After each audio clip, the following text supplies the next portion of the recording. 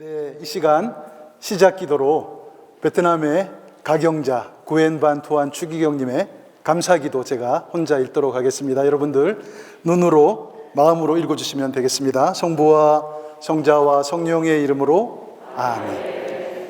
주님, 저를 당신 자녀로 선택해 주시니 감사합니다. 저에게 마리아를 어머니로 주시니 감사합니다. 저에게 교회를 통해 선교 사명을 주시니 감사합니다. 저에게 당신의 신비를 열어 보여주시니 감사합니다. 저를 도와주는 여러 형제자매들을 주시니 감사합니다. 제 길을 가로막고 저를 힘들게 하는 이들한테도 감사합니다. 그들은 저를 거룩하게 되도록 도와주기 때문입니다. 주님, 저를 이 은총의 독방으로 이끌어 주셔서 감사합니다. 당신의 쓴 잔을 제게 나누어 주시니 감사합니다. 영광이 성부와 성자와 성령께 성부와 성자와 성령의 이름으로 아멘. 네, 다시 한번 인사드립니다. 안녕하십니까?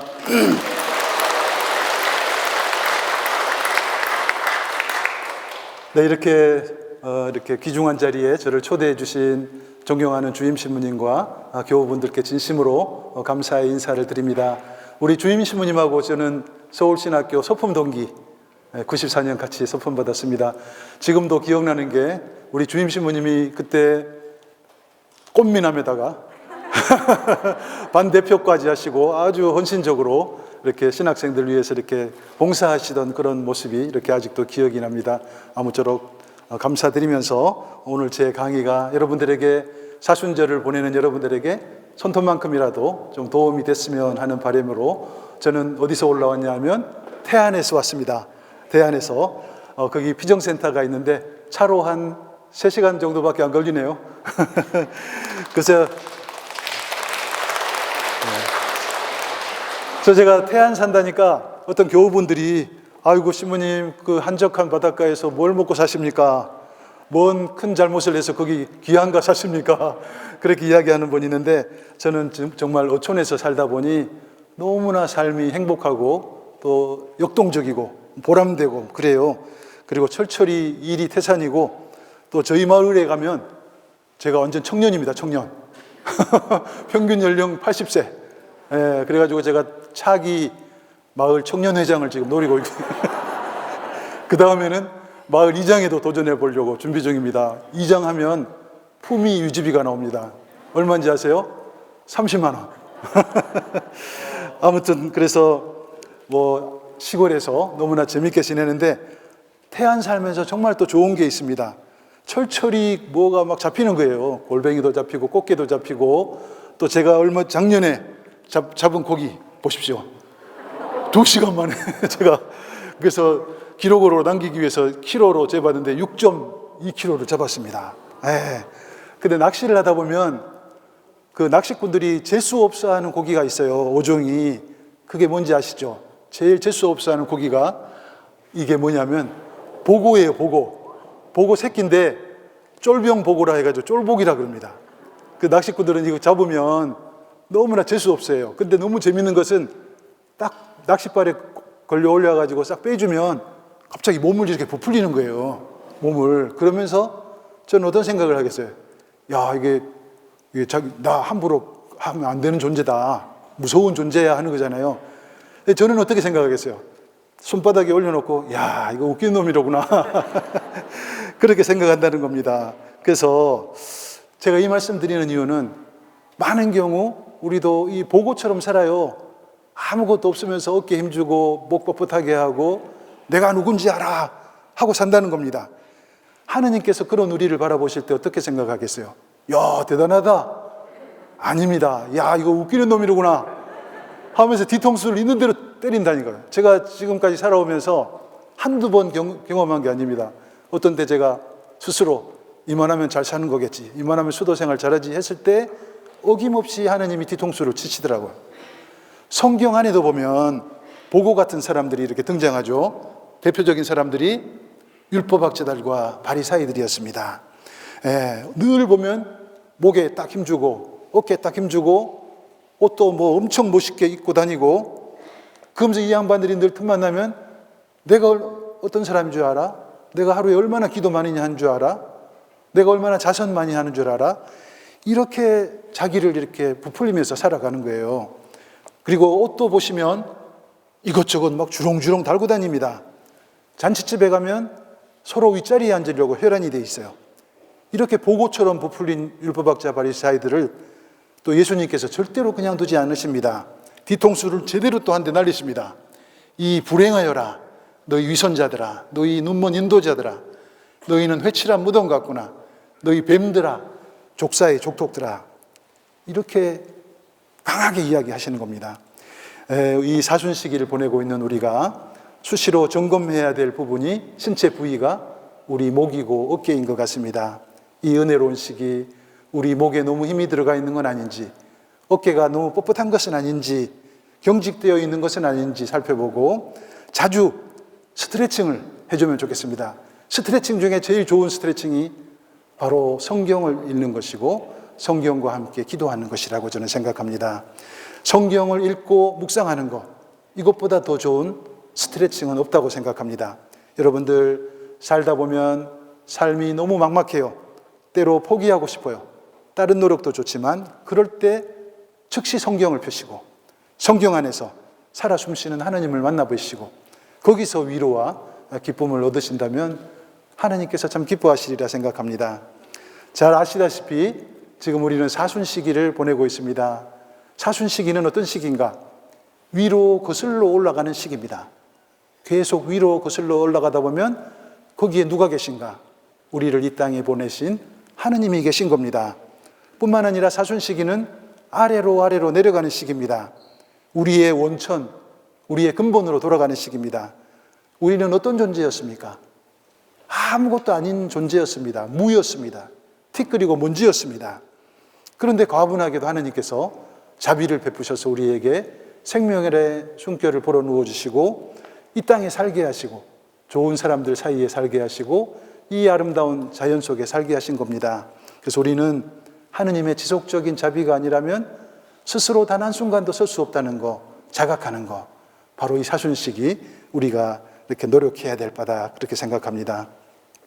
아까 시작 기도로 베트남의 가경자 구엔반 투안 추기경님의 감사 기도를 이렇게 소개해 드렸는데, 저도 돌아보니 평소에 불평불만만 많았지 감사 기도가 굉장히 약한 사람이었는데, 그 추기경님이 책을 몇 권 쓰셨더라고요. 희망의 길, 희망의 기도, 오늘 이 순간을 살며, 이런 책들을 접하면서 제 삶이 좀 바뀌었습니다. 추기경님이 보니 아무런 죄도 없이 독방에 갇혀서 이렇게 오랫동안 사시면서 계속 노력하신 게 감사 기도를 바치신 거였습니다. 혹독한 수감 생활 속에서도 영적 육적으로 건강할 수 있었던 비결, 바로 감사 기도였다는 겁니다. 추기경님이 아까 그 소개해드린 그 감사 기도에 이어서 이런 말씀을 이어가십니다. 저에게는 거저 받은 선물이 너무 많습니다. 쇠창살에 걸린 반짝이는 아침 이슬, 너무나 감사합니다. 독방 창문을 통해서 들어오는 화사한 햇살, 너무나 감사합니다. 아주 가끔씩이지만 창을 통해 불어오르는 시원한 바람, 너무나 감사합니다. 새들의 지저김 소리, 너무나 감사합니다. 담장밖 성당 종탑에서 들려오는 은은한 종소리, 너무나 감사합니다. 제 마음은 이 모든 것에 대한 감사의 정으로 가득 차 있습니다. 옥에 갇히셔서도 이런 감사의 기도를 바치신 거예요.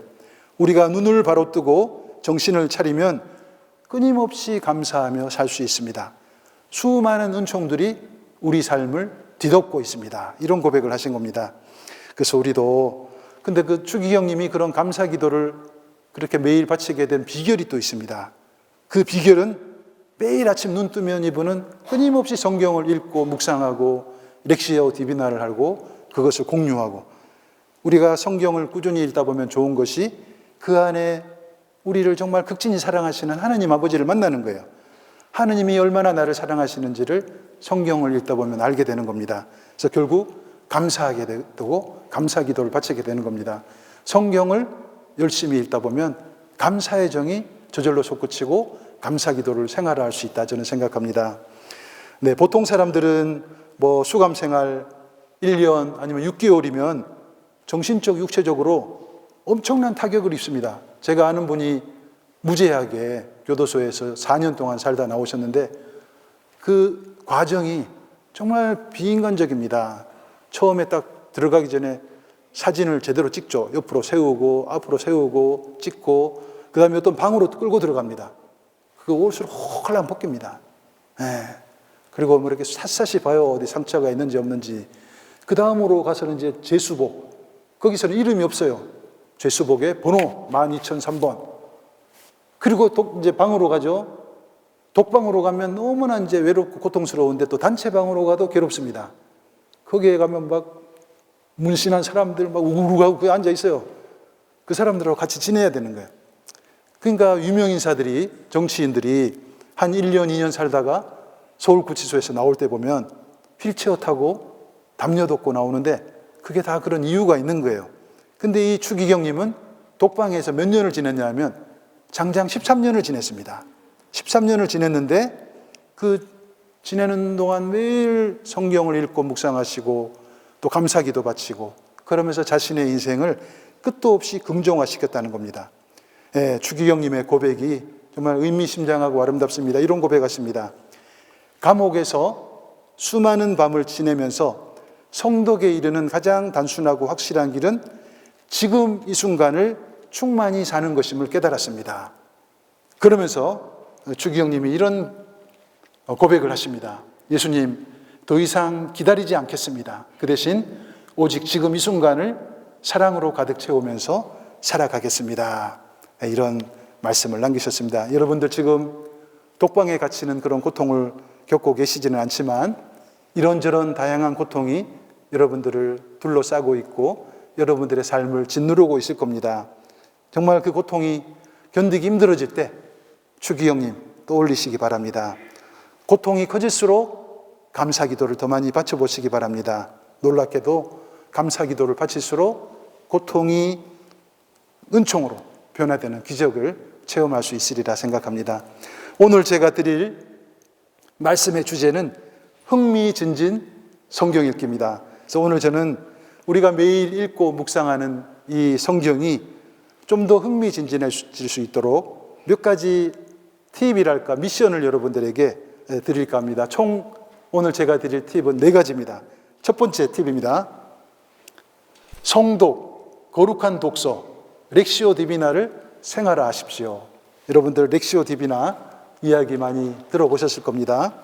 아까 그 소개해드린 반투한 추기경님은 저를 렉시오 디비나로 안내한 스승이라고 볼 수 있습니다. 주교님은 1975년 베트남이 공산화되면서 1차 숙청 리스트에 올라가게 돼요. 그리고 어떤 재판도 절차도 없이 바로 독방으로 수감되고 13년 동안 이렇게 수감 생활을 하게 되는데 근데 갑작스럽게 다가온 고통 앞에서 주교님이 보여준 대응이 놀랍습니다. 독방 안에서도 주교로서의 품위를 잃지 않았습니다. 그리고 주교님은 바로 여기가 주교관이다 이렇게 여기고 하루 스케줄을 짰습니다. 매일 새벽에 기상을 하면 왼손에는 한 조각의 빵을 올려놓고 오른쪽에는 한 방울의 포도주를 올려놓고 거룩한 미사를 봉헌했습니다. 아침 식사가 끝나면 교도소 독방 바닥이 먼지가 자욱했는데 거기다가 기억나는 성경 구절을 쓰는 거예요. 그리고 렉시오 디비나를 하는 거예요. 추기경님 표현에 따르면 렉시오 디비나를 열심히 해나가던 어느 순간 말씀이 성경에서 살아난다는 겁니다. 말씀이 일어나서 뚜벅뚜벅 내 안으로 걸어 들어온다는 겁니다. 말씀이 나를 살린다는 겁니다. 말씀이 나에게 생명력을 준다는 겁니다. 그리고 이 주교님은 렉시오 디비나의 결실을 그냥 흘려보내지 않고 그 간수에게 조그마한 종이 쪽지들을 구해달라고 해가지고 담배 쪽지 그런 뒤에다가 깨알 같은 글씨로 그날 렉시오 디비나 결실을 적어가지고 퇴근하는 간수에게 전해줬고 그래서 매일의 묵상들이 당신은 옥에 갇혀 있었지만 그 호치민 교구민들에게 매일같이 이렇게 전해졌다는 겁니다. 그 성독의 결실들이 후에 이제 책으로 엮어지는 거예요. 희망의 길, 희망의 기도, 지금 이 순간을 살며. 그래서 우리가 성경을 읽을 때 때로 지루하고 답답하고 포기하고 그럴 순간이 있는데 이 추기경님 목숨을 건 성경 읽기 정말 우리에게 큰 교훈이 된다 저는 생각합니다. 여러분들 렉시오 디비나 도대체 무슨 말인가 뭐 이미 다 파악을 하고 계실 거예요. 성독이라고 하기도 하고 거룩한 독서라기도 합니다. 오랜 교회 전통에 따른 성경 읽기를 통한 기도, 그것이 렉시오 디비나입니다. 말마디 그대로 렉시오 디비나는 성경을 읽는 것뿐만 아니라 성경을 곱씹고 또 그 곱씹은 것을 달콤한 맛을 깊이 음미하고 또 묵상한 데만 머물지 않고 그것을 삶에 적용하고 실천하고, 이게 렉시오 디비나의 어떤 기본 어떤 라인이라고 보면 되겠습니다. 저 같은 경우 개인적으로 종신 소원을 하면서 한 가지 하느님 앞에 결심을 했습니다. 매일 열심히 하루에 1시간 성독을 하자, 렉시오 디비나를 하자. 그리고 부족하지만 지금 30년이 넘었는데 종신한 지가 매일 꾸준히 성독을 해왔습니다. 아침에 묵상 시간에 30분, 그리고 묵주기도 저녁에 끝나고 나서 30분, 매일 1시간을 거의 빼먹지 않고 렉시오 디비나를 해왔습니다. 물론 이게 쉬운 일이 아니에요. 일이 많은 날은 저녁에 되면 몸이 파김치가 되죠. 이렇게 힘든데 무슨 성독이냐, 그냥 잠자리에 가고 싶지만 또 자리에 앉아서 또 성경책을 들고 해설서를 펴들고 그랬습니다. 그때 제일 억울한 것은 프로야구 한국 시리즈 막 있어요. 다른 형제들 막 박수 치고 난리야, 맥주 마시면서. 저는 성독을 했습니다. 비가 오나 눈이 오나 바람이 부나 하루도 안 빼먹고 제가 30년 세월 성독을 했더니 거기서 오는 은총이 너무나 크더라고요. 지금 제게 있어서 이 렉시오 디비나는 둘째가라 하면 서러워할 취미고 특기가 됐습니다. 그래서 제가 그런 말씀을 여러분들에게 드리고 싶습니다. 성경 읽기에 있어서, 렉시오 디비나에 있어서 정말 중요한 것은 지속성. 그냥 지속하는 거예요. 누가 뭐래든 항구성, 이거라는 겁니다. 충실성. 이게 제일 중요한 거라고 저는 생각합니다. 기분 좋을 때 6시간 렉시오 디비나 하고, 아이고 오늘은 컨디션도 안 좋은데 뭔 렉시오 디비나나, 그게 아니라 조금이어도 매일 같이 하시는 거. 그리고 성독을 통한 기도에 있어서 중요한 것은 성경을 읽으시는데 그냥 읽으시는 것이 아니라 기도하는 마음으로 성경을 읽는 겁니다. 기도하는 마음으로. 또 성경을 읽을 때 나 혼자 성경을 읽는다는 마음 있는 게 아니라 성령께서 함께 읽으신다, 이 마음으로 성경을 읽는 겁니다. 그리고 딸랑 성경 본문만 읽는 것이 아니라 교부들의 해설이라든지 성서학자들의 주석을 같이 이렇게 참고해서 읽으시는 겁니다. 또 한 가지 있습니다. 눈으로만 읽는 것이 아니라 뭘로 읽어야 돼요? 마음으로, 영혼으로, 이렇게 입으로 같이 이렇게 읽는 겁니다. 그리고 성경 말씀은 어떻게 보면 곧 하느님 그 자체이니까 성경을 읽을 때 큰 존경과 감사의 마음으로 성경을 읽는 겁니다. 이것이 바로 렉시오 디비나의 기본 골자다고 생각합니다. 언젠가 제가 아주 훌륭한 명강사 신부님을 모시고 렉시오 디비나를 주제로 피정하는 걸 참석했는데, 매일매일 그분이 가르쳐주는 대로 실습도 하고 참 은혜로웠습니다. 신부님께서 그때 제게 매일 그 아침 성경 말씀과 함께하는 이 렉시오 디비나를 할 때마다 이렇게 좀 한번 노력해 보세요 가르쳐 줬습니다. 그래서 보십시오. 첫 번째, 그날 복음 구절 안에서 예수님을 찾아보십시오. 그래서 매일 우리에게 주어지는 미사 때 어떤 복음, 그걸 이야기하겠죠. 그리고 발견한 예수님의 얼굴에 시선을 고정하십시오. 세 번째, 그 예수님 안에 거룩한 휴식을 취하십시오. 네 번째, 예수님을 적극적으로 추종하십시오. 다섯 번째, 또 다른 예수님이 되십시오.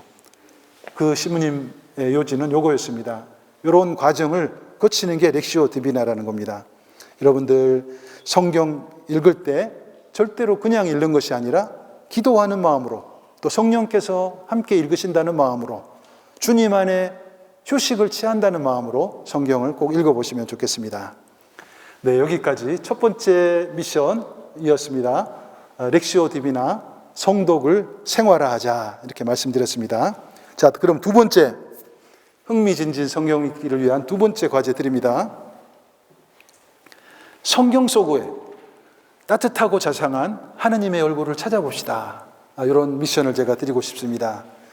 제가 얼마 전에 한 수녀원에 그 수녀님들 연피정 지도를 해드렸었는데, 한 어르신 수녀님께서 면담을 하러 오셨다가 저한테 보여줄 것이 있다면서 당신의 보물 1호를 보여주셨어요.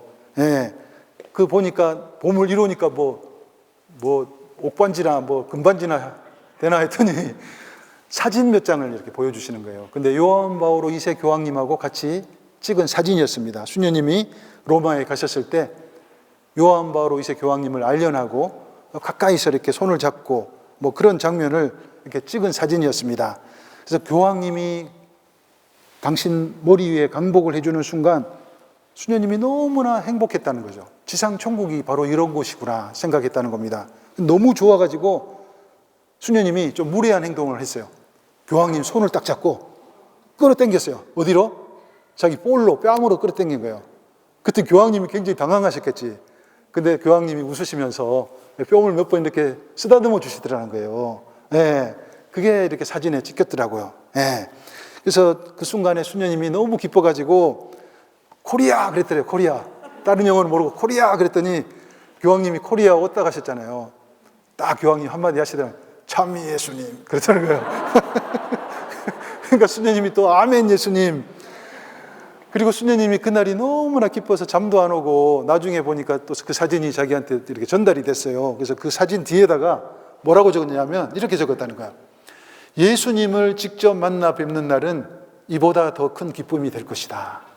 이런 글을 사진 뒤에 적었더라고요. 그래서 제가 이렇게 수녀님한테 양해를 구하고 이렇게 보여드리는 겁니다. 여러분들, 우리는 평생 소원, 그리스도인으로서 평생 소원 뭐겠습니까?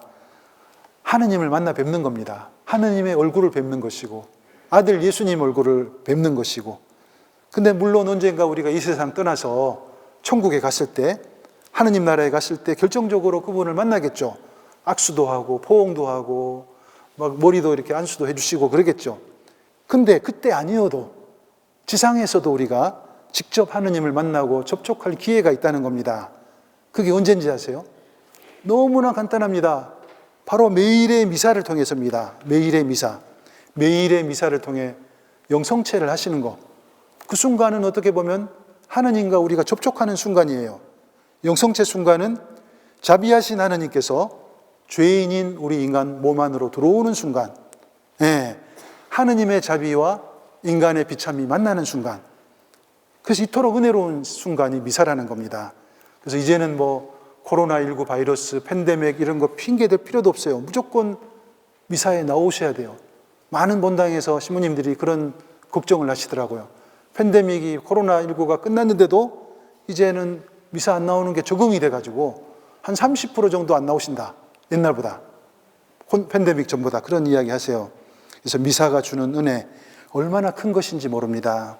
미사만 잘 참석하셔도 신앙생활 반은 이렇게 끝나는 거예요. 예, 그래서 저는 그래서 가끔씩 저희 피정센터에 아주 큰 고통 겪고 있는 분들이 찾아오세요. 사랑하는 금쪽 같은 이제 20대 중반 아들, 딸 먼저 떠나보낸 어머니들 요새 의외로 많습니다. 근데 그 어떤 위로도 필요가 없어요. 안 먹혀요. 그래서 제가 돌아가실 때 뭐 기도하겠다 힘내라 하면서 한 가지 꼭 미션을 줍니다. 자매님, 그 어떤 방법도 이렇게 소용이 없을 겁니다. 제일 좋은 방법이 있습니다. 매일의 미사에 한 번도 빠먹지 말고 참석해 보십시오. 매일의 미사에서 우리는 하느님도 만나고 예수님도 만나고 성모님도 만나고 먼저 떠난 사랑하는 아들도 그때 만납니다. 분명합니다. 매일 미사, 그거보다 더 좋은 약은 없습니다. 그리고 일부러 강하게 이거는 꼭 하셔야 되는 보석입니다 하고 보내요. 근데 많은 경우 처음에는 막 힘들어서 막 너무나 괴로워하는데 한 1년, 2년 지나가지고 저한테 어떤 분들이 찾아오시더라고요. 신부님, 그때 그 보석 줘가지고 너무나 고맙다고, 치유가 됐다고, 정말 미사만큼 더 좋은 것은 자기가 못 봤다고. 정말 미사는 정말 은혜로운 어떤, 정말 우리가 매일 의무적으로 참석하는, 습관적으로 참석하는 어떤 예식행위 훨씬 그 이상의 것이라는 거 우리는 기억을 해야 되겠습니다. 여러분들, 성사 무엇인지 잘 아실 거예요. 성사는 뭐냐면 우리를 사랑하시는 하느님께서 당신 두 손으로 우리의 머리와 뺨을 쓰다듬는 행위, 이게 성사예요. 성체성사도 마찬가지라는 겁니다. 지금 이거는 고백성사인데 고백성사를 집전하는 사제 뒤에 누가 계십니까? 예수 그리스도가 서 계시잖아요. 예수 그리스도가 똑같이 사죄하는 겁니다. 여러분들 고백소에 들어갈 때 꼭 저 장면을 기억하셔야 됩니다. 미사 때도 마찬가지예요. 미사 집전하시는 신부님 뒤에 똑같이 예수님이 팔을 벌리고 함께 미사를 공동 집전하신다는 겁니다. 그래서 영성체, 이게 얼마나 은혜로운 것인가. 자비하신 하느님의 몸과 죄인인 우리가 온통 합일되는 은혜로운 순간이다.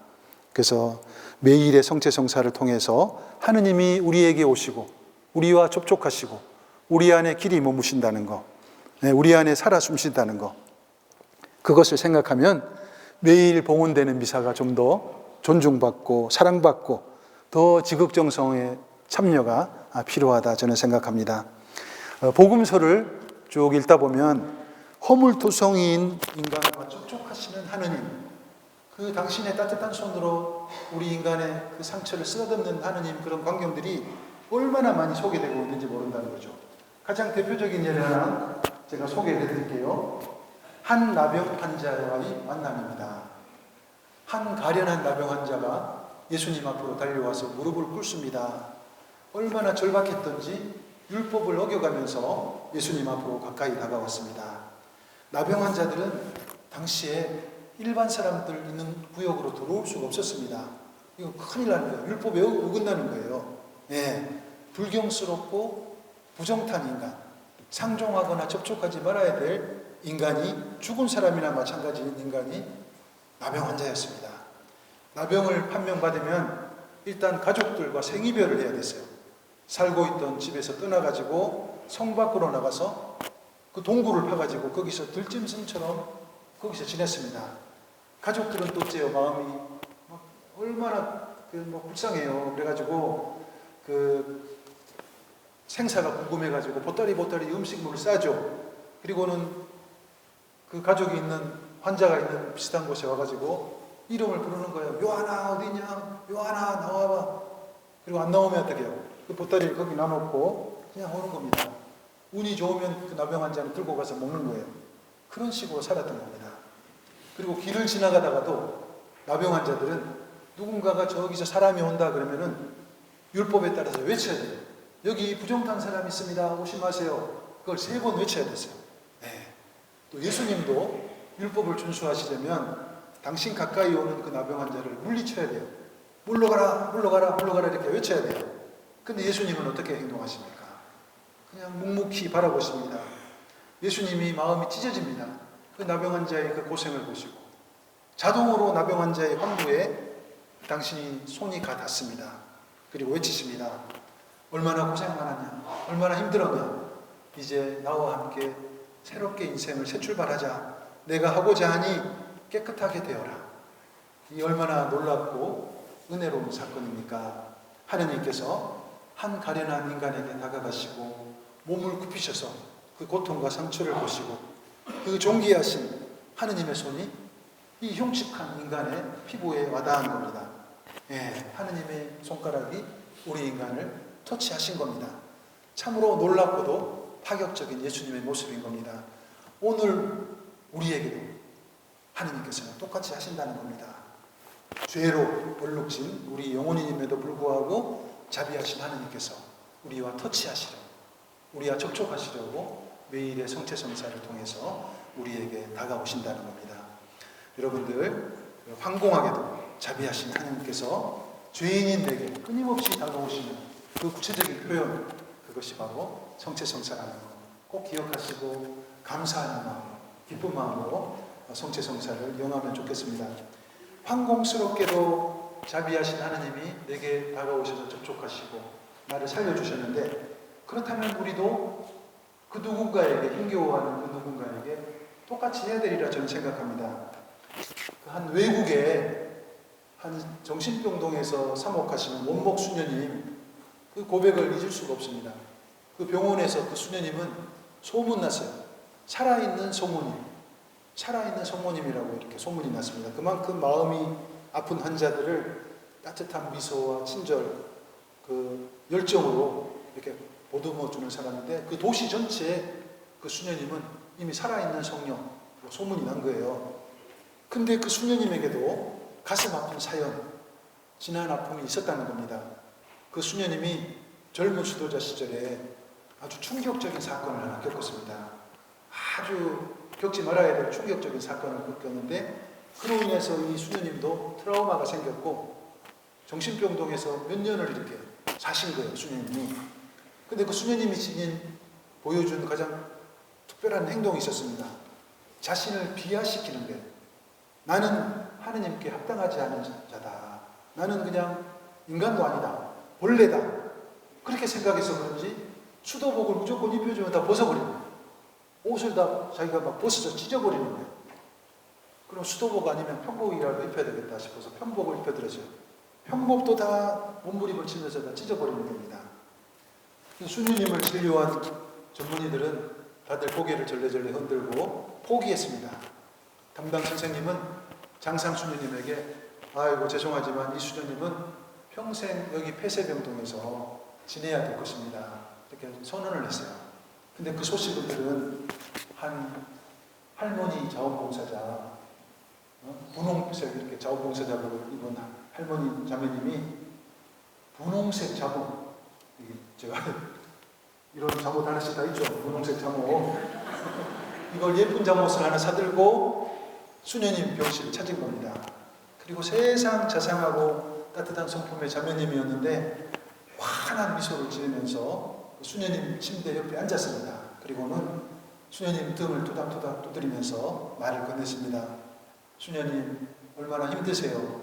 제가 수녀님을 위해서 매일 하루에 3시간씩 수녀님을 위해서 기도하고 있습니다. 오늘 제가 수녀님을 위해서 예쁜 분홍색 잠옷을 하나 사왔어요. 제가 입고 있는 이 봉사복하고 똑같은 색깔이죠? 이걸 한번 입어보시겠어요? 정말 예쁠 거예요 하면서 등을 두드리다가 이번에는 볼을 이렇게, 뺨을 이렇게, 마치 엄마가 아픈 딸을 어루만지듯이 뺨을 이렇게 어루만졌는데, 그 순간에 수녀님 눈에서 닭똥 같은 눈물이 막 쉼없이 흘러내리기 시작한 거예요. 수녀님 입장에서 정말 오랜만에 누군가가 자신의 뺨에 따뜻한 손길을 건넨 겁니다. 수녀님은 자매님의 그 따뜻한 손을 자기 뺨에 꼭 대고 그 자리에서 1시간 동안 대상통곡을 터뜨린 거예요. 예, 그리고 나중에 그런 고백을 했었어요. 그 자매님의 따뜻한 손길이 자신의 뺨에 닿는 순간 수녀님은 내가 겪고 있는 이 기나긴 병고의 터널에서 벗어날 수 있겠다 하는 희망이 생겼다는 겁니다. 그래서 나중에 또 그런 고백을 했습니다. 결국 따뜻한 한 인간 존재의 따뜻한 손길은 그 어떤 깊은 병도 치유시킬 수 있는 힘을 지니고 있다. 결국 사랑만이 인간을 치유시킨다. 그런 깨달음을 얻게 된 거예요. 그 수녀님은 기적적으로 그 정신병에서 벗어나게 되고 그 따뜻한 자매님으로부터 받은 그 사랑을 지금은 보답하는 마음으로 다른 정신질환자들에게 봉사를 하고 있다는 겁니다. 네. 그래서 보십시오. 예수님이 나병환자에게 또 중풍병자에게 따뜻한 손길을 이렇게 베풀잖아요. 치유가 되고 기적이 일어나죠.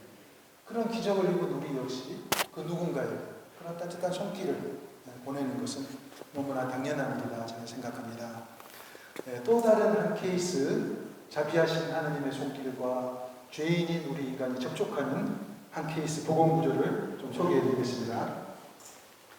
여러분들 너무나 잘 알고 계시는 탕자의 귀향, 둘째 아들의 귀향 장면입니다. 이 그림은 네덜란드 렘브란트라는 유명 화가가 그린 그림이죠. 이 렘브란트 그림의 특징은 뭐냐면 빛과 어두움의 조화예요. 보면 딱 보시는 건 특징 느끼죠? 어둡고 환하고 그러잖아요. 환한 건 뭘 의미합니까? 환한 것은 하느님을 의미하고 구원을 의미하고 생명을 의미해요. 어두운 것은 뭐예요? 죽음을 의미하고 죄를 의미하는 겁니다. 네. 그래서 이 탕자의 귀향 요거 가지고 조금만 소개를 좀 해드리도록 하겠습니다. 하느님이 얼마나 따뜻한 분인지를. 저희 지금 피정센터에는 매 주말 되면 뭐 많지는 않지만 전국 각지에서 한 30명 정도 교우들이 2박 3일 피정을 오세요. 그래서 지난 3년 동안 제가 교우들이 오시면 저 혼자 좀 부끄럽지만 푹 치고 장구 치고 다 했어요. 아, 나보고 오는 사람들인데 내가 다 해야지 하면서 강의도 하고 미사도 하고 고배성사도 하고. 그러니까 형제들이 얼굴이 어떤 얼굴이었나? 야, 혼자 다 해쳐먹냐? 이런 얼굴이야. 그래서 제가 또 개인적으로 보니 요즘 시노드 거기서 강조하는 게 있잖아요. 시노달리다스, 그죠? 함께 걷기, 그런 게 대세인데 좀 반성을 했습니다. 그리고 형제들과 좀 일을 나눴어요. 동료 신부님들에게도 미사와 강의를 부탁드리고, 또 원로 신부님에게는 고배성사도 맡기고, 또 수사님들에게는 투어도 맡기고 막 그렇게 나눴어요. 그랬더니 세상 공동체가 평화로워지더라고요. 근데 이제 한 가지 좀 문제가 또 생기는 거예요. 제가 강의하면 좀 그냥 그럭저럭 반응 괜찮은데 맡겨놓고 불안한 거예요. 그래서 제가 이제 부탁을 했죠, 신부님한테. 신부님, 다 좋은데, 어떤 내용도 좋은데 딱 1시간 넘기면 안 된다. 넘기면 다음 프로그램 이어져야 되는데 지장이 되지 않냐. 알았다 하더라고. 근데 강의 시작했는데 1시간 지났는데 안 나오는 거예요. 그 들어갔더니 또 하필 그날 강의 주제가 돌아온 탕장. 근데 아직도 돌아온 탕자가 안 돌아왔어. 1시간 지났는데 교우들 얼굴 보니 막 얼굴이 막 죽어가고 있는 얼굴이. 탕자가 돌아와야 강의가 끝나는데 아직도 안 돌아오고 있으니까 하셔서 제가 신부님 옆으로 조용히 가가지고 귀에다 대고 그랬어요. 신부님, 지금 차려놓은 음식들 다 식어요. 빨리 지금 당장 탕자 돌아오게 하라고. 제가 이 말씀 드리는 이유는 그만큼 이 탕자의 비유는 이 아름답고 풍요로운 이야기예요. 그래서 어떤 명강사 신부님은 이 탕자의 비유만으로 일주일 동안 강의 10개 수녀님들에게 지도하는 신부님도 봤습니다. 이 탕자의 비유 스토리는 너무나 여러분들이 잘 파악하고 계시니까 제가 다 생략하고 아버지의 몇 가지 모습, 포인트만 좀 소개를 드리려고 해요. 먼저 여러분들이 보실 것은 아버지의 두 손 한번 보십시오. 아버지의 두 손이 똑같지가 않습니다. 저쪽 손은 뭉툭해요. 남자 손입니다. 이쪽 손은 부드러운 거예요. 여성스러운 손이라는 겁니다. 네, 이것은 뭘 의미하는가? 돌아온 둘째 아들에게 한 손은 잘 돌아왔다, 토닥토닥, 괜찮아. 너만 살아왔으면 그만이야. 두드리는 격려의 손이라는 겁니다. 그리고 뭉툭하고 끝인 손은 뭐예요? 이 손은 뭘 의미하는가? 내가 이제 다시는 너를 놓치지 않겠다. 꽉 움켜쥐는 손이라는 겁니다. 우리의 하느님 아버지는 바로 이런 분이라는 겁니다. 죄인인 우리가 돌아올 때 한 손으로는 더 이상 도망치지 않게 꽉 잡고 한 손으로는 괜찮다고 이렇게 두드리는 그런 아버지시라는 겁니다. 우리 아버지 안에는 이렇게 부성과 모성이 공존하고 있다는 거 우리가 잊지 말아야 되겠습니다. 그래서 우리 부모님들도 자녀와의 관계 안에서 기억하실 게 있습니다. 너무 한 방향으로만 밀고 가시면 안 되는 겁니다. 너무 꽉 붙들고 계시면 안 돼요. 때로 두드리셔야 된다는 겁니다. 격려도 해주셔야 된다는 겁니다. 진정으로 아이를 사랑하는 아버지라면 30살 된 꼬마가 아빠 손잡고 가다가 갑자기 손을 뿌리치고 차도로 들어가요. 위험한 행동을 하면 불같이 화를 내시잖아요. 우리 아버지도 그렇게 하신다는 겁니다. 우리가 그릇된 길을 갈 때 진노하시죠. 그러나 또 마냥 그렇게 하지 않으십니다. 또 돌아왔을 때 잘 돌아왔다고 토닥이시는 분, 바로 우리의 하느님이시라는 겁니다. 또 한 가지 주목해야 될 어떤 신체의 부위가 있습니다. 그것은 바로 아버지의 눈입니다. 눈. 이 탕자의 기양은 렘브란트가 세상을 떠나기 2년 전에 그린 그림인데 그때 렘브란트가 거의 눈이 실명된 상태였다는 겁니다. 자신의 얼굴을 반영하는 얼굴이라는 겁니다. 아버지의 눈이 거의 짓무른 눈, 거의 눈을 감고 계시는 눈, 저것은 뭘 의미하는가? 아버지께서는 죄로 물든 우리의 지난 과거, 우리의 악행과 배신에 눈을 감는 거예요. 네, 아버지께서는 우리의 과거에 눈을 감으시고 오로지 우리의 미래, 우리의 새 출발에 초점을 맞추신다는 겁니다. 우리 부모님들, 자녀들, 아직 성장기에 있는 자녀들 바라보실 때 좀 참고하시면 좋겠습니다. 자녀들 아직 어리고 경험 없으니 실수하고 서툴고 오락가락하고, 근데 실수하면서 성장한다는 거잖아요. 그래서 그때그때 지적하고 엄벌을 준다면 나만 할 자녀가 없을 겁니다. 그때그때 불러서 족치고 혼내면 자녀와의 관계는 끝장나는 겁니다. 때로 눈을 감아주실 필요가 있다는 겁니다. 때로 알고도 모른 채 하실 필요도 있다는 겁니다. 또 한 가지 소개해드릴 아버지의 모습이 있습니다. 바로 여기 아버지가 이렇게 입고 계시는 이 망토입니다. 망토. 큼지막한 외투. 저게 눈길을 또 우리 눈길을 끄죠. 색상이 따뜻하고 또 고운 데다가 큼지막하다는 겁니다. 모양도 아치를 닮았어요. 환영의 공간입니다. 세상에 지친 아들, 딸들이 와서 머물라는 의미의 그런 어떤 망토인 겁니다. 결국 아버지의 커다란 망토는 우리 자녀들이 안전하게 머물 수 있는 그런 쉼터라는 겁니다. 우리 부모님들, 우리 지도자들, 저런 아버지의 모습을 반영해야 된다고 저는 생각합니다. 여러분들, 우리 자녀들 때로 엄벌도 주지만 괜찮다 등을 좀 두드려 주시면 좋겠습니다.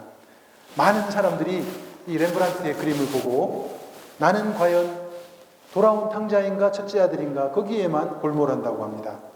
근데 렘브란트나 헬리나 외에는 그게 아니라고 생각합니다. 우리 인생의 궁극적인 목표는 우리 모두 다 자비로우신 하느님 아버지가 되는 것이다. 이렇게 이야기하고 있습니다. 여기까지 흥미진진 성경 읽기를 위한 두 번째 미션, 성경 속 따뜻하고 자비하신 하느님 얼굴을 찾읍시다 였습니다. 어떻게 강의가 너무 지루합니까? 들을만 합니까? 그래도 이제 벌써 2개가 끝났습니다. 둘만 더 하면 되겠습니다. 자, 이번 그러면 세 번째 미션으로 넘어가겠습니다. 세 번째 미션, 매일 기쁨과 감사, 존경과 사랑의 마음으로 성경을 공부합시다. 여러분들에게 질문을 던져보고 싶었어요. 우리 주임님께서 성경 공부 굉장히 여러분들에게 강조도 하시고 좋은 기회도 주신다는 말씀 들었습니다. 혹시 여러분들 성경 읽으실 때 성경을 딱 펴들면 어떻습니까? 흥미진진하십니까? 아니면 지루하십니까? 그냥 의무감에서 성경을 펴십니까? 어떤 분들은 기쁜 마음으로, 감사하는 마음으로, 흥미진진한 마음으로 성경을 펴시기도 하지만 또 지루하고 왜 이걸 맨날 읽어야 되나? 이런 생각하시는 분도 있을 거예요. 그리고 읽다 보면 너무 어려워. 무슨 말인지도 모르겠고 답답하고. 근데 사실은 성경은 흥미진진한 이야기 보따리입니다. 흥미진진한 이야기 보따리. 근데 꽤 많은 분들이 고리타분하고 지루해하고 재미없어하고 의미를 못 찾겠다 하고 중도에서 포기를 하시는 거예요. 또 어떤 분들은 열심히 통독도 하시고 필사도 하시고 하시는데 그냥 숙제처럼 하는 거예요. 숙제처럼 의무처럼 하니까 그게 기쁨이 아니라 일이라 고통입니다. 고통. 팔 아프고 막 허리 아프고 막 그렇게 돼서는 안 되겠죠. 근데 재미없는 이유가 있더라고요. 재미없어 하는 이유가 있어요. 왜냐하면 성경이 쓰여진 시대는 2000년, 3000년, 4000년, 5000년 전이잖아요. 그때하고 지금 우리 시대 간극이 너무 큰 거예요. 그러니까 어떤 때 이해 안 되는 부분이 있는 겁니다. 또 성경이 쓰여진 장소는 우리하고 너무나 동떨어져 있는 고대 근동지방, 언어, 문학적 표현, 사고방식 차이가 있으니 어려운 것이 사실이죠. 또 이스라엘이라는 나라는 우리나라 못지않게 정말 우여곡절을 많이 겪은 나라죠. 강대국들의 틈바구니에 쌓여 있는 거예요. 틈만 나면 이놈 쳐들어오고 이놈이 물러나면 또 뚫음 쳐나오고. 그러니까 그런 이민족들 사이에서 막 파괴되고 재건되는 그런 어떤 문화적 배경을 갖고 성경이 쓰여진 거예요. 어려운 거예요. 또 번역상의 어려움도 있습니다. 어떤 성경은 아무리 노력해도 우리말로 정확하게 번역이 안 돼요. 그런 언어도 있는 것이고. 이런 모든 것들을 고려한다면 우리가 좀 더 노력을 해야 된다는 겁니다. 그냥 읽어서는 안 된다는 겁니다. 사전 준비가 필요한 겁니다. 성경 공부가 정말 중요한 겁니다. 요즘 본당 차원에서, 교구 차원에서, 온라인상에서 성경 강좌가 활발히 진행되고 있습니다. 잘 활용하신다면 성경을 감칠맛 나게, 흥미진진하게 읽기에 큰 도움이 될 겁니다. 그게 힘들다면, 강좌 듣기 너무 힘들다면 각 가정에 각 권의 성경에 따른 주석서, 해설서가 있거든요. 그거 적어도 한 권 정도, 그러니까 총 한 46권 정도 이렇게 있으면, 27권 있으면 가끔씩 성경 읽다가 아무리 생각해도 이해가 안 된다 할 때는 그거 펴보는 거예요. 얼마나 큰 도움이 되는지 모릅니다. 저는 제 방에 각 권의 성경에 따른 주석서, 해설서 3권씩까지 비치가 되어 있어요. 궁금하면 언제든지 뽑아보는 거죠. 아, 그렇구나. 이해가 되는 겁니다. 그래서 예를 들면 뭐 이런 거죠. 갈릴레아 호수에서 예수님께서 밤새 허탕치고 돌아온 제자들에게 한마디 딱 던지죠. 뭐라고 이야기합니까? 그물을 배 오른쪽에 던져라. 그랬더니 고기가 잡혔는데 몇 마리가 잡혔어요? 총 고기 잡힌 마리수가 153마리였잖아요. 근데 궁금하지 않으세요? 왜 복음사가들은 고기 많이 잡혔다 그러면 될 텐데 왜 153이라고 딱 꼭 집어서 말할까요? 네. 암모니오스라는 교부의 해석에 따르면 이런 의미를 지닌다고 강조를 하는 거예요. 100은 뭔가 100. 세상 모든 민족의 수를 100으로 보는 거예요. 세상 모든 민족의 수를 100으로 보고 50은 뭐냐? 이스라엘에 선택받은 사람들의 숫자, 구원받은 사람의 숫자. 3은 뭐냐? 거룩한 삼위일체. 다 합하니까 153. 그래서 그물에 걸린 큰 물고기 153마리는 세상의 모든 민족들과 이스라엘에 선택된 사람들의 삶이 삼위일체 하느님의 영광과 연결되어 있다. 이걸 강조한다고 이런 암모니우스 교부가 이야기를 해요. 뭐 이런 해석 외에도 여러 해석들이 있습니다. 그래서 그런 해석들을 읽다 보면 종합이 되는 거죠. 네. 또 하나 예를 하나 들어보도록 하겠습니다. 그 유명한 사건 있죠. 간음하다가 현장에서 붙잡혀가지고 이렇게 끌려온 여인, 율법학자들과 바리사이들이 신이 나가지고 예수님 앞에 어떻게 하면 좋겠습니까? 물어봅니다.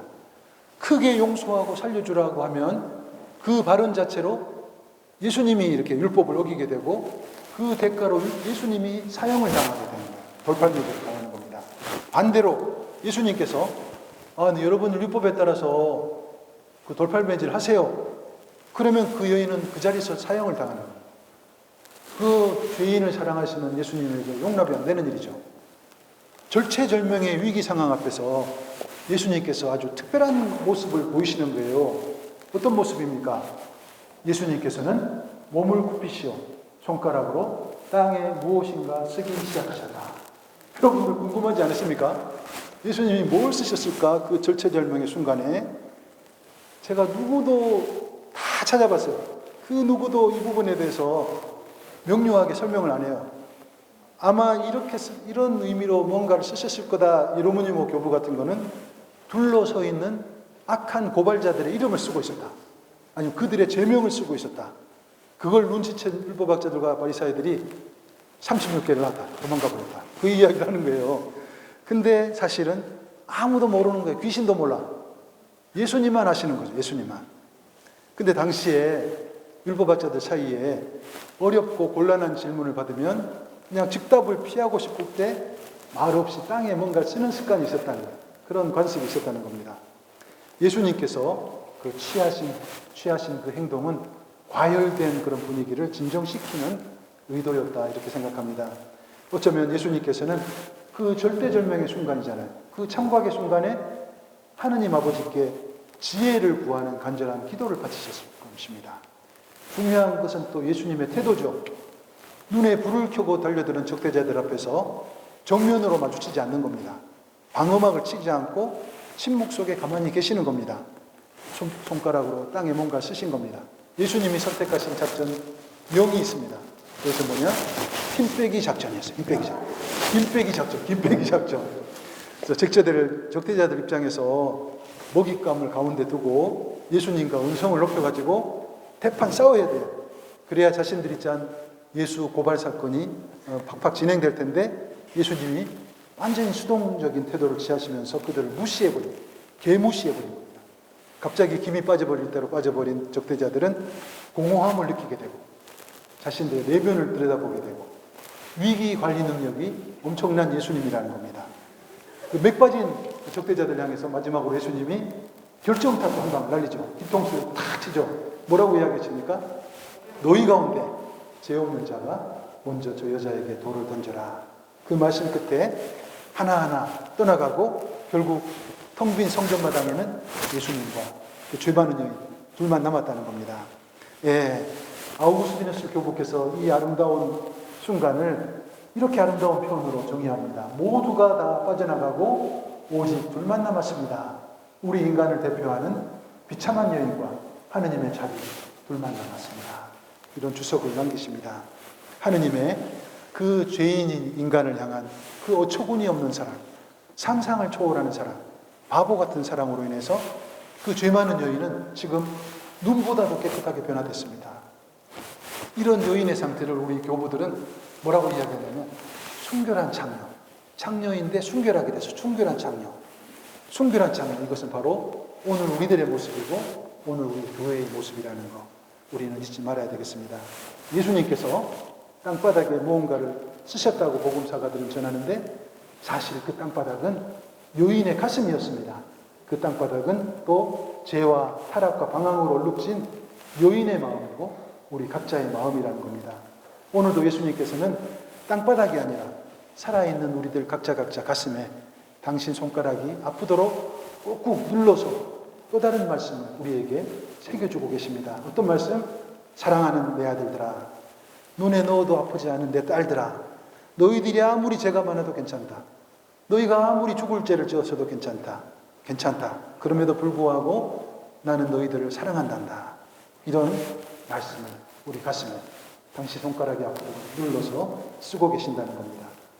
여러분들 이렇게 좀 궁금한 부분들은 주석서, 특히 교부들의 주석서가 참 좋습니다. 정통 교부들의 주석서가 참 이렇게 제게는 큰 도움이 되더라고요.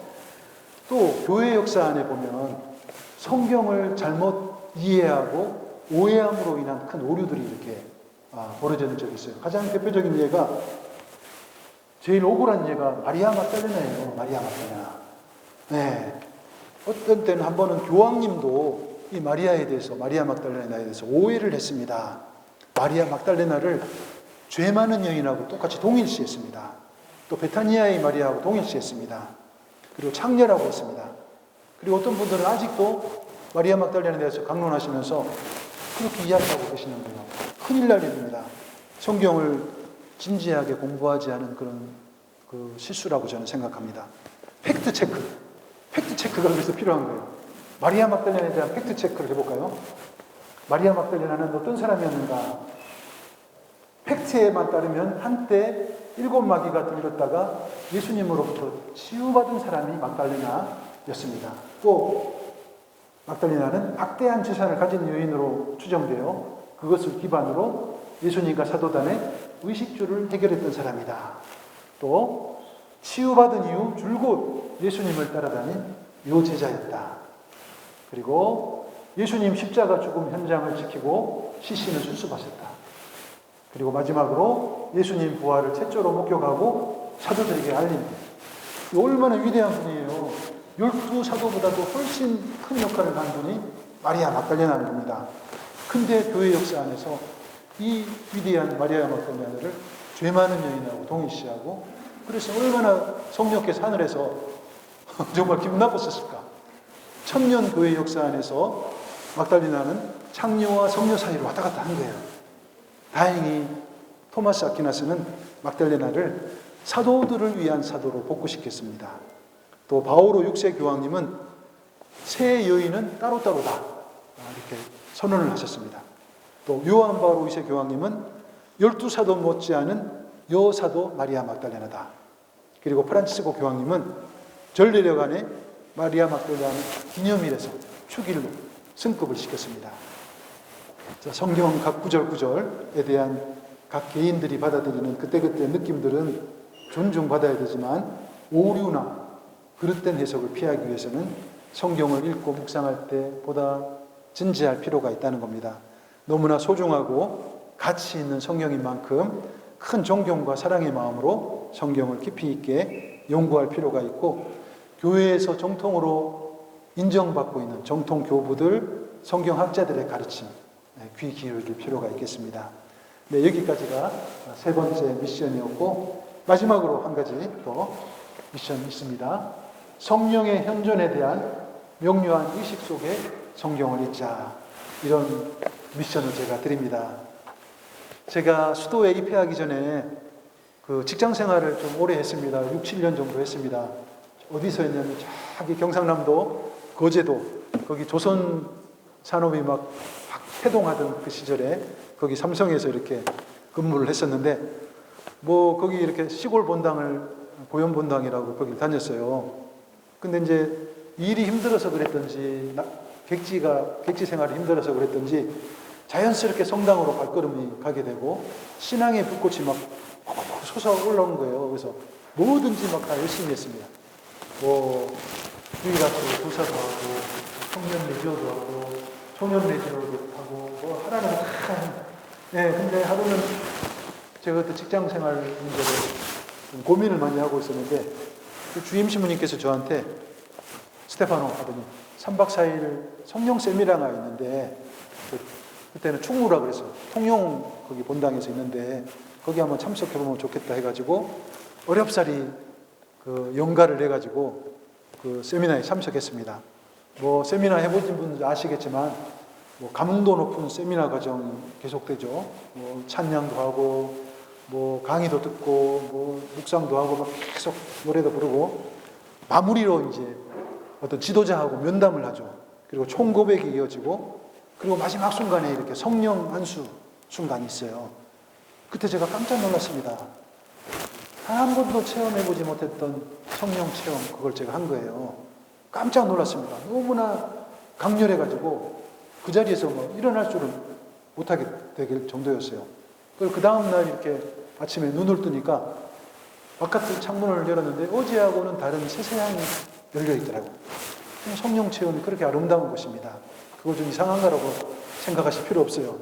그래서 저는 그 체험 이후에 바로 직장을 그만두고 서둘러 수도원으로 이렇게 들어온 거죠. 근데 세미나 그때 당시에 끝나고 조별로 이렇게 나눔을 할 때였습니다. 자신이 체험한 성령의 은사를 옆에 사람들하고 이야기를 나누는데 깜짝 놀랄 일을 제가 그때 제 눈으로도 봤습니다. 같은 조에 있던 할아버지가 시골 할아버지였는데 엄청 과묵하셔가지고 한마디도 입을 열지 않은 할아버지가 완전히 달라질 거예요.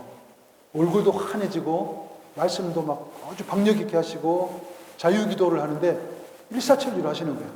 그때 저는 속으로 이런 생각을 했습니다. 혹시 어르신이 아침에 나오실 때 틀니를 할머니 틀니로 바꿔 끼고 나오시나? 그 정도로 정말 말씀을 잘하는 거야 이게. 근데 알고 보니 이제 나중에 그런 이야기 하시더라고. 할아버지는 말씀의 은사를 선물로 받았다 그러더라고요. 그렇게 바뀌는 겁니다. 이 성령은 이런 분이에요. 불가능을 가능케 하고 죽어도 안 바뀌었다고 생각했는데 바꿔주는 분이 성령이라는 겁니다. 우리 존재를 전혀 새로운 존재로 형성시키는 분이 성령이시라는 겁니다. 그래서 성령의 현존에 대한 확고한 인식 속에서 성경을 읽는다면 성경이 훨씬 더 풍요로워지고 은혜로워질 것은 분명하다는 것이라는 거죠. 여러분들 성령 손에 안 잡혀요. 눈에 안 보여. 잘 어떤 분이니까 잘 모르시는 분 많을 거예요. 근데 우리가 정말 이게 중요한 것 같아요. 우리의 기도 생활이 더 활기차지고 우리의 이 성경 읽기가 더 풍요로워진다면 지기 위해서는 반드시 성령의 도움이 필요하다는 겁니다. 성령은 그 바람 같은 분이죠. 바람. 바람은 눈에 보이지 않잖아요. 바람은 근데 어떻게 불죠? 기압골이 높은 곳에서 낮은 곳으로 부는 게 바람이에요. 성령도 마찬가지라는 거예요. 사랑으로 충만한 성령께서는 사랑이 결핍된 곳으로 흐르는 거예요. 우리 사랑이 결핍되어 있다면 그건 무슨 표시인가? 성령께서 오신다는 표시라는 겁니다. 성령께서는 죄 가운데 있는 사람에게 회개의 바람을 일으키십니다. 병으로 고통받는 환자에게 치유의 바람을 선물로 주시고 슬픔에 잠겨있는 사람에게 기쁨의 바람을, 죽음을 향해 가는 영혼에게 생명의 바람을 보내신다는 겁니다. 그래서 성령의 바람이 우리에게 불어올 때 짙은 회색빛이었던 우리의 일상이 화사한 봄날로 바뀐다는 겁니다. 울음 대신에 웃음, 죄 대신에 화관, 비탄 대신 춤, 그것을 선물로 주시고 메말라가는 우리의 신앙생활을 비옥하게 만드시는 분, 활기와 생명력으로 가득 채워주시는 분이 성령이라는 겁니다. 여러분들 성경을 읽으실 때 나 혼자 읽는다고 생각하지 마시고 성령께서 나와 함께 성경을 읽으신다. 꼭 그런 마음으로 읽어보시기 바랍니다. 이렇게 고마운 성령의 현존을 의식하면서 성령의 도움을 청하면서 성경을 읽는다면 우리의 성경 봉독이, 우리의 성경 연구가 훨씬 역동적이고 흥미진진한 것이 되리라 생각합니다. 여러분들 성경 읽기 전에 반드시 기도를 좀 하고 성경을 읽으시면 정말 좋겠습니다. 그 기도는 제가 이런 기도 추천해 드리고 싶습니다. 바로 성령을 청하는 기도입니다. 성경 펼치기 전에 이 기도 꼭 한번 바치며 성경을 읽으시면 좋겠습니다. 오소서 성령님, 저를 비춰주소서. 제 모든 것을 받아주십시오. 기도할 줄 모르는 저와 함께 기도하여 주십시오. 저를 이끌어 아버지께로 인도하여 주십시오. 자, 이런 기도와 함께 성경을 한번 꼭 읽어봐 주시면 되겠습니다. 네, 오늘 이렇게 저는 흥미진진 성경 읽기를 위한 4가지 팁을 이렇게 여러분들에게 미션으로 드렸습니다. 첫 번째, 성독, 렉시오 디비나 거룩한 독서를 생활화하자, 이런 말씀 드렸습니다. 두 번째, 성경 속에 따뜻하고 자상한 하느님 아버지의 얼굴을 찾읍시다. 세 번째, 매일 기쁨과 감사, 사랑과 존경의 마음으로 성경을 읽읍시다. 네 번째, 성령의 현존에 대한 명료한 의식 속에 성경을 읽읍시다. 이런 미션 여러분들 사순식이 이렇게 행해 나가시면서 정말 하느님 사랑 많이 받는, 하느님의 복 많이 받는 여러분들의 사순절이 되기를 진심으로 기도합니다. 성부와 성자와 성령의 이름으로 아멘. 영광이 성부와 성자와 성령께, 성부와 성자와 성령의 이름으로